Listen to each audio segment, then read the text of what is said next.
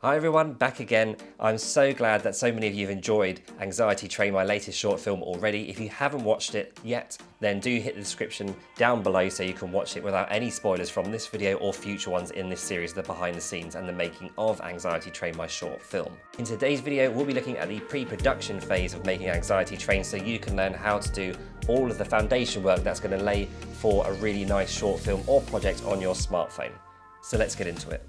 So the first part of pre-production, of course, before you even get to that point, is the story. So how did I come up with a story for Anxiety Train?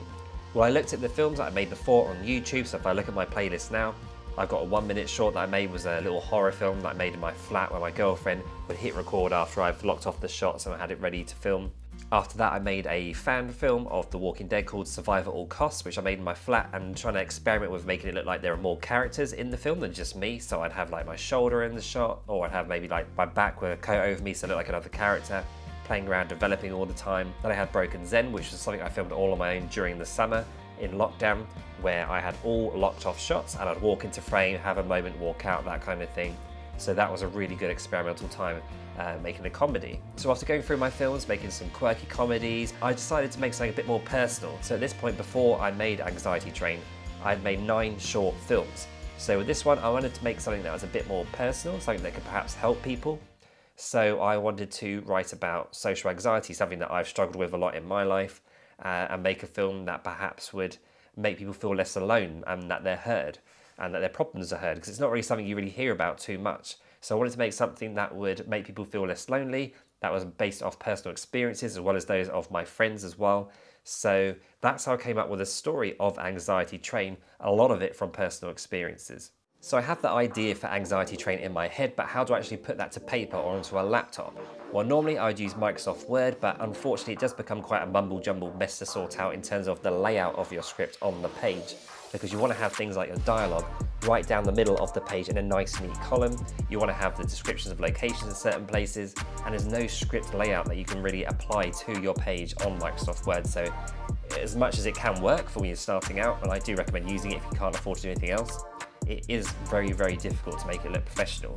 There are things like Celtex, Celtex, TX, something like that, that's free that you can use. But I want to go really professional and pay for Final Draft this time round. It is quite expensive because it's a screenwriting software that's used by Warner Brothers, people who are writing episodes for TV as well, so it's a really high-end, probably one of the highest-end script writing softwares you can get.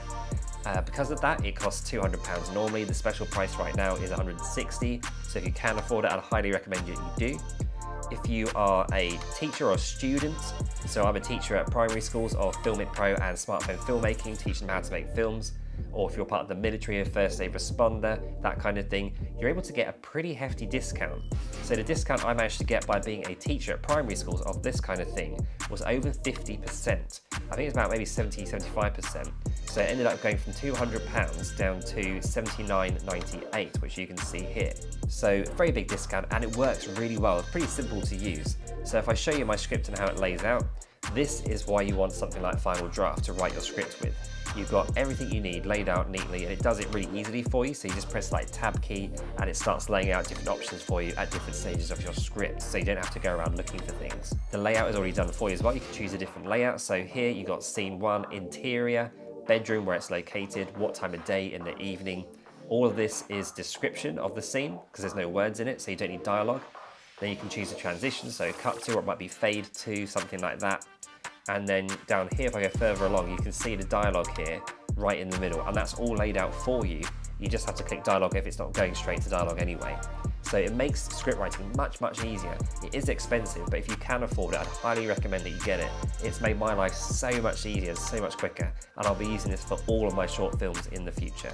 So I've come up with a story. The next part of pre-production was writing the script. So whilst I was writing the script and thinking of locations, I started location scouting myself. So I spent a lot of time doing this, and I really recommend you guys do a lot of location scouting before actually making your film itself, because it can really help you in so many ways. One of the biggest ways that it will help you is to understand what the sound is like in the location. So for example, when I filmed the argument scene between Izzy and Alina, when I first went there for location scouting, I didn't really notice any kind of bad sounds, but once we got there filming, I could hear like an air vent or a fan or something, so it was just going in the background like this. which I just didn't notice at first, but it's really annoying, so I had to do a lot of fixing in the post-production to get rid of that and to try and hide it as well. So with location scouting, I spent probably about 4 or 5 half days going around the centre of London, the park as well, and I was using these little pop figures so I could practice the shots as well, looking at the blocking of different scenes, how it would look if a character was looking up at the bar, for example, with this little lady looking up, that kind of thing, and really finding out how the blocking was going to work before I got to the locations with the actors, so he saved a lot of time there. Some of the other benefits of location scouting, of course, is just understanding the lighting of a location, because if you go somewhere that's too dark, it's obviously not going to work for certain scenes. If you go somewhere too bright, again, that might not work for certain scenes. So location scout the hell out of places like I did with London and the area around my flat, which is how I found the bookshop. You can find really great places for free as well by doing that and simply asking people. I went to the bookshop local to me and told them what the story is about, and once they realised it was about social anxiety, they could see that I was a genuine filmmaker and wanted to make something really professional, they were more than happy to help me out. So really don't be afraid to ask people in your local area as well for locations. You'll be really surprised at what you can get if you're just genuine and really honest about what you're making. So really take the time to location scout. It will really elevate your film from something that's kind of meh to something that looks really professional, and I have no doubt in my mind that all the hours I spent location scouting for this film really paid off and has allowed me to get some shots that really told the story in a really beautiful and at times just simple way. So in the next phase of the pre-production process for Anxiety Train My short film, I actually ended up making a lookbook. Now I don't know if you've heard of what a lookbook is, but essentially it's when you get lots of different shots from films, or it might be from photography, paintings that you really like, that capture the mood and the feeling of your film. You then take a whole list of them, put them in somewhere like a file on your computer like I did, so you've got all these different shots. And the way that I used it was actually getting them from ShotDeck. So ShotDeck is a really fantastic website that I highly recommend. You can do a 1-month free trial with it, where you can just basically type in a mood. So if you want apocalyptic, if you want romantic, if you want comedy, drama, loneliness, or anxiety like I had, type that into ShotDeck and you'll get given a whole stream of shots that will capture that mood. It'll give you an idea of how to capture the shots physically in terms of blocking, the framing, the lighting, all these kind of things. And it really helped me capture the essence of what I wanted the audience to feel during watching this film. And it's super helpful, so I highly recommend looking at ShotDeck and then taking pictures or images from films that you like and creating a lookbook for your film that will really help you in a concrete way come up with a style for your film and a look for your film. So the 5th section being storyboarding, I wanted to, rather than use paper and pen, which I have done before, which does work, I started looking for apps and things that I could use. And the best one that I came across that was very cheap is called Storyboard Animator. So this is what I use for storyboarding my short film Anxiety Train, and it's really simple to use app. So it's free to use at first, but if you want to have unlimited panels, so unlimited scenes that you can storyboard for and unlimited projects that you can apply to it, then you'll need to pay £3.49. And I think £3.49 is an absolute steal for this. It's really useful, it's super cheap, and it made my life a lot easier. One of the benefits of this app as well is that as you're using your finger, like I did on my phone to do the drawings, my drawings weren't very good, I'll be honest, they look like South Park characters. They're really good at annotating, so you can put notes underneath it. So you can put, for example, the dialogue that's going to be going with that scene. You can write a description of terms of action of what's happening in that scene, the sounds that are happening in that scene.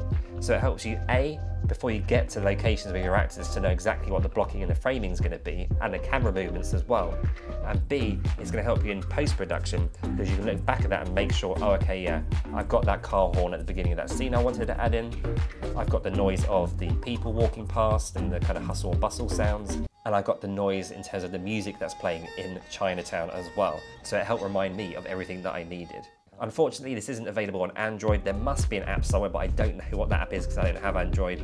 But this is only available on iPhone and iPad. If you've got an iPad, that's probably going to be the best way to use this, because then you can use a digital pen, you've got a bigger screen to use.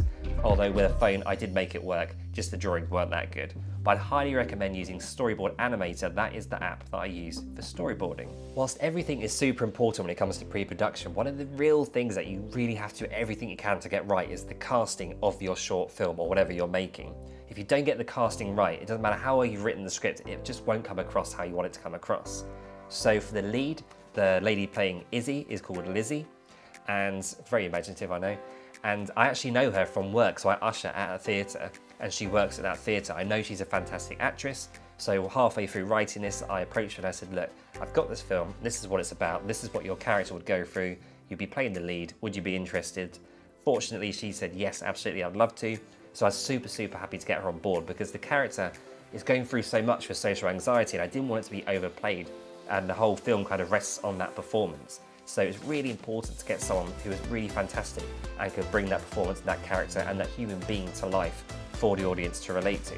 So I got really lucky with her and I couldn't be happy with her performance. The next characters were a bit trickier. So I asked a lady called Lily, who plays Alina in the film. Now, Lily is my girlfriend's best friend and a friend of mine. She's a really great actress, and I asked her if she was interested. Again, I was fortunate enough once I told her what it's about and what the character would be going through, that she wanted to do it. And yeah, I got really lucky with her, and she had great chemistry as well with Izzy. So that was something that's really important with your casting. If you've got more than one character and they just don't have chemistry, it's just not going to read very well. And lastly, a character called Neil, who is the character Izzy bumps into at the bar or outside the bar. He's called Andrew, and that's someone else that I work with at a theatre. I know he's a really good actor, so he again said thank you for being into this. I don't know if he said thank you, but he said yes to being in this, and really happy with his performance. I think the way that he kind of was polar opposite to Izzy really, really stood out. So again, with the kind of casting of your film, think about how the characters complement each other or say something about each other and the way that they clash, because obviously everything's all about conflict in story as well. So you think, oh, we've got everything done now, we're ready to shoot, but actually we have to think about the costume as well. It's a really important part of these characters. If you have a costume that just doesn't make sense for the character, it's not going to make sense for the audience. So if Izzy's character being someone who's got social anxiety, when she went to the party, you'll notice while she did some mascara and earrings, things like that, she never actually put on that much makeup. And while she had a bit of colour, which I was happy for, she didn't really dress up super bright. She wasn't showing loads of skin like she's some kind of like party animal getting ready for a night out. She was really kind of dressing to cover up and to not be noticed. That's a really important part of this character. So costume is super, super crucial to your character to tell the story of that person and what they're going through. In kind of contrast, when she meets Alina for the argument scene, Alina is in this really nice, gorgeous blue dress, and she looks completely different. Her hair's kind of like pulled back, really nicely stylized. She's got really nice makeup on. She is ready to be out at a party, it's her leaving do, and she kind of maybe wants the attention as well. She wants people to come up to her and say how much they're gonna miss her, that kind of stuff, as you would do.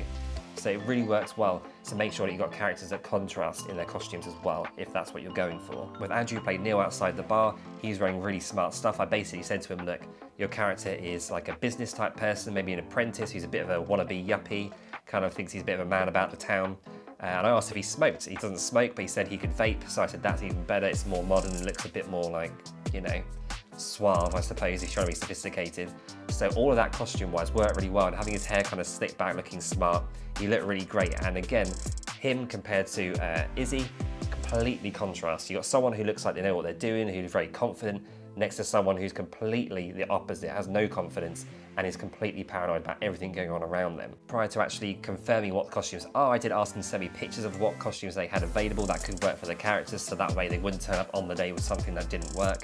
So that was a really important part of the costume as well. Now, something that I think would be really helpful for everyone to know is that during pre-production, I actually watched a lot of films that followed the theme and the topics of what I was discussing in my film. So obviously being about social anxiety, I went on YouTube, I started searching social anxiety short films, anxiety short films, and when I started watching them, I noticed a few patterns. And one of them being, because they were like largely student films or made for YouTube, they had someone where they weren't necessarily talking, but they had a monologue over it. So someone would be looking kind of like sad or like glum, lonely, and then there'd be a monologue over the top of that saying, I feel so lonely, I feel so paranoid, people are talking about me, this kind of stuff.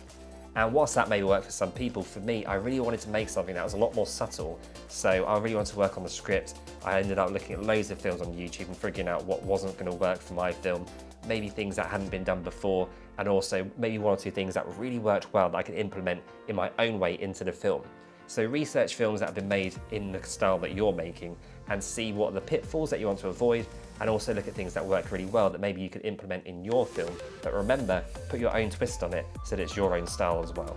Right now on screen is my pre-production list of things that I went through before we said action on the first take of Anxiety Train. So if you want to screenshot that now, then please do, so you can use it for your productions as well.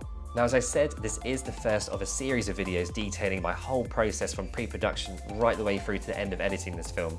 So if you've got any questions to do with the process of making this film, Anxiety Train, then please do hit me up in the comments down below, or check out my Instagram page, my Twitter page, my YouTube community page, where I've asked people to ask questions about this film and let me know what you want to know about this film and the making of it. So I'll see you on the next one, guys. Take care. Bye-bye.